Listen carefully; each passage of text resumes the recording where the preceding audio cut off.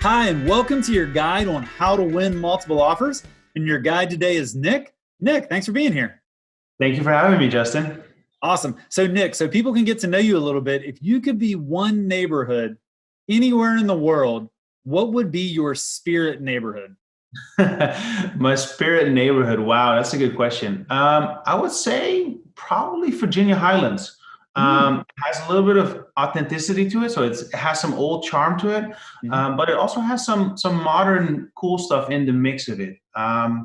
So, I was born in Holland, in a small town. Um, Mhm. with a lot of old homes. So I love the old homes. But then when I moved here, um, I wanted to do something completely different. So I Yeah, found these modern apartments where I first lived in, and I love that too. So I think that if there's any area in the city that encompasses both of those, it would be Virginia Highlands. So I would awesome. definitely say the Highlands. Nice. A mix of old and new. I love it. So, Nick, we are going to talk today about multiple offers. So, we've gotten to the situation where we've seen the house, we love it, we want to buy it, but somebody else wants to buy it too. So, how are we going to win multiple offers? What's the very first thing that a buyer should think about or do when they're in this situation? Well, Justin, we've come across this quite a lot, especially in the current market. There's a lot of people looking at homes, and there's a lot of people looking at putting in an offer on a home. So, one of the first things that I always tell my clients that we do as a team is we contact the seller. So, we contact the seller's agent and we see what they're looking for. Because you can say one thing or the other, but if the seller doesn't care for that, none of that matters. So the first step always is to find something that the seller is looking for. What is that one thing that makes the offer stick out to them the most? I love that advice. So we figure out what's important to the seller. Obviously, if we can deliver that, then we want to be able to do that. What Exactly. about what about price? What if the price is the thing that's most important to the seller? Is there a way to figure out what the right price is to go in a situation like this? Yeah, there is. I mean, every situation is different, obviously, For and sure. every negotiation is different. But in the case of multiple offers, usually you're in the beginning stage of a property being on the market. So a property usually Mhm. is new on the market. So obviously, the price that they're asking for is a price that a lot of people are gearing towards, and a lot of attention is drawn to. Um, so what I always recommend my clients is to find out what they think they're willing to do. And a lot of people then are afraid to overpay. So one of the things that we like to do is put an escalation clause in the contract. So in that case, we would offer um, the set price or a price that we think is fair, and we put in the offer an option for the seller to come back to us with a higher bid based upon another offer. So that way, if there isn't a higher offer, we offer X amount of dollars more than that, and we come up on top.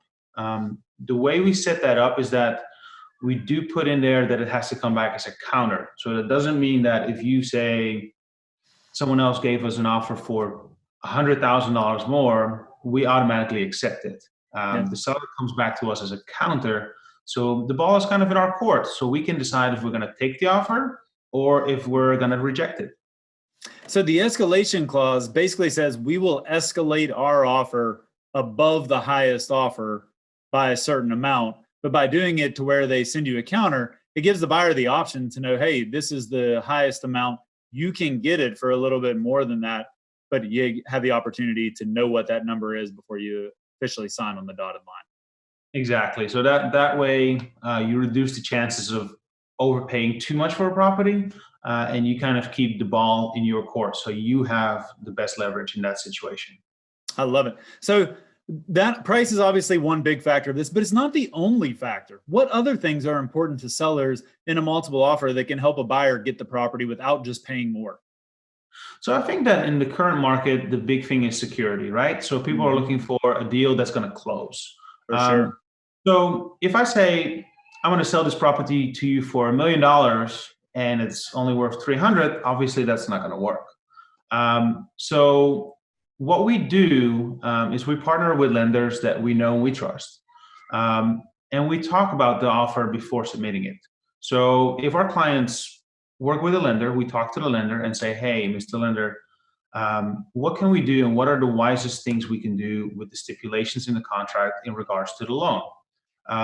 So that way we can have the most favorable times to the seller in regards to the due diligence, the finance contingency, the appraisal contingency, that still would work for our clients. So our clients would be protected throughout the process. However, they're not overextending those time periods, so they don't look negatively on those. So that's one thing. And that's a very big thing. A big thing is the lender in this case. I just had a client that won an offer just because they had a lender that was reputable. And the other three offers actually did not have a very strong, reputable lender. The seller knew it. We found that out through the phone calls we had prior to making the offer. So that really kind of puts everything together in that sense that the offer was a good offer price-wise, and B, we had a lender that was able to support that, which made the offer look so much better. Yeah. So the seller, like you said, they want stability and they want the lowest amount of risk, right? I mean, they want the lowest amount of risk and they want to know that the deal is going to go through. But we obviously don't want to put a ton of risk back on our buyers that's unnecessary, which is why getting those timelines as short as possible, which the seller likes, but also as long enough that the lender or the appraiser or whatever we need to do, we can actually get all of those things done to protect the buyer in those timelines. Yes, correct. That's Awesome. That's the main focus for us during this whole process in the beginning of negotiations. Yep. So if you find out that, and hopefully this doesn't happen very often, but if you find out that you don't get multiple offers, is there anything you can do to line yourself up to potentially get the house if the first offer falls through, or if something happens? What else can you do if you lose that initial multiple offer? Is it all over, or is there some way you could still potentially get the house? No, it's not. So one of the things that we do is once you did not get selected with your offer, obviously we reach back out to the agent and see if there's a backup offer opportunity. So what that means is that we send over an amendment that in case the first offer doesn't happen, because that happens more often than not compared to what people usually think it does. So it's one of the things that we reach out and we come up to agreement and say, hey, are you willing to take a backup offer? We think that we're a very viable candidate. We're very serious about the property. And we write that up. So that way, in case something happens and it doesn't happen with the current contract, we can step in and take over that role. Yeah, so backup offer, we're just back behind the first offer.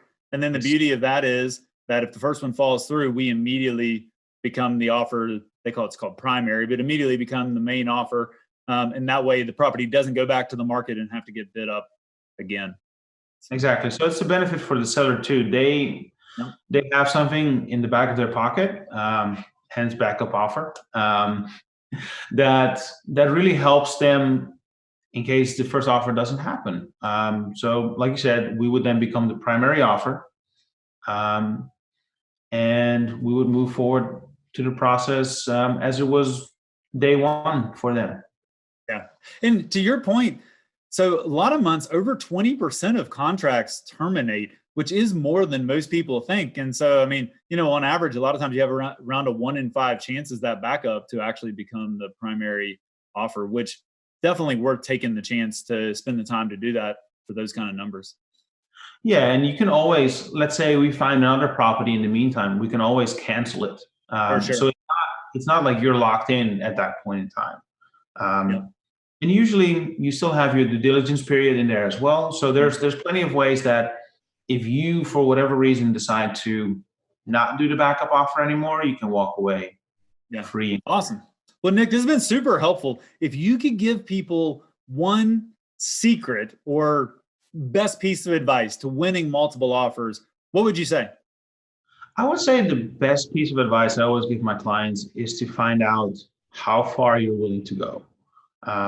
From the get-go, that's the biggest thing in a multiple offer situation, is finding out what you're comfortable with. Because that's ultimately as far as you should go. And if you have that determined prior to going into this process, you're not running into any unwelcome surprises or situations where you're no longer comfortable with it. Yeah, man, I love that advice. Yeah. I mean, finding that point where, if you get it, you're jumping up and down and excited. But if you don't get it, you want to say, hey, we didn't want to pay any more than that for the house. I'm glad we didn't get it at a higher price. So yeah, I love that advice. I think that's great. All right. Awesome. Well, Nick, thanks for being with us today. Everyone, I hope you enjoyed your guide to how to win multiple offers. We will see you on the next one. And Nick, thanks again. Thank you so much, Justin. Have a good one.